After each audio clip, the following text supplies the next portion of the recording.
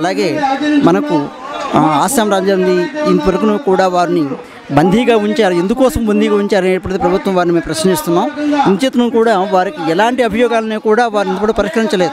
అభియోగాలు ఏమాత్రం కూడా యథార్థం కాదనేటువంటి విషయం అందరికీ తెలిసిన తర్వాత కూడా వారిని ఇంకనూ కూడా బందీగా ఉంచవలసినటువంటి అవసరం ఆ వయసులో ఆయనకు అవసరమా? కాబట్టి ప్రభుత్వం వారు ఈ యొక్క విషయాన్ని గురించి కాస్త జాగ్రత్తగా పరిశీలన చేసి వెంటనే సాధుసంతుల యొక్క పరిరక్షణ చేసేటువంటి భాగంలో ఇది ఒక భాగంగా భావం చేసి భగవంతుడికే సాక్షాత్తు మనం సంకట వేసామయ్యేటువంటి భావాన్ని గుర్తుపెట్టుకొని తద్వారా మనదయ్యేటువంటి దైనందిక కార్యక్రమాల్లో ఆశయం రామజీ స్వామీజీ వారి యొక్క దివ్యమయ్యేటువంటి వారి యొక్క స్థాయిని మనం గుర్తించి మనం వారికి విడుదల చేయవలసిన అవసరం ఎంతైనా ఉంది. దాన్ని గుర్తించి చాలా మంచి విశేషము. అలాగే వారిని వెంటనే విడుదల చేయవలసిందిగా మేము కోరుకుంటున్నాము. అలాగనే తర్వాత కార్యక్రమాల్లో ఇక్కడ ఉన్నటువంటి సాధుసంతులు కొంతమందిని నానా విధాలుగా వ్యతిరేక శక్తులు కొన్ని ఎదురొడుతూ సాధుసంతుల మీద అనేక అభియోగాలు వేస్తూ ఉన్నాయి. అవన్నీ కూడా యథార్థం నమ్మవద్దండి. ప్రతి ఒక్కరూ కూడా వారి యొక్క దైనందిక కార్యక్రమాల్లో జరిగేటువంటి అనేకమైనటువంటి లోటుపాట్లను ప్రతి ఒక్కరూ కూడా గమనించుకుంటూ ముందుకు పోతే సనాతన ధర్మం ఉద్ధరింపబడుతుంది.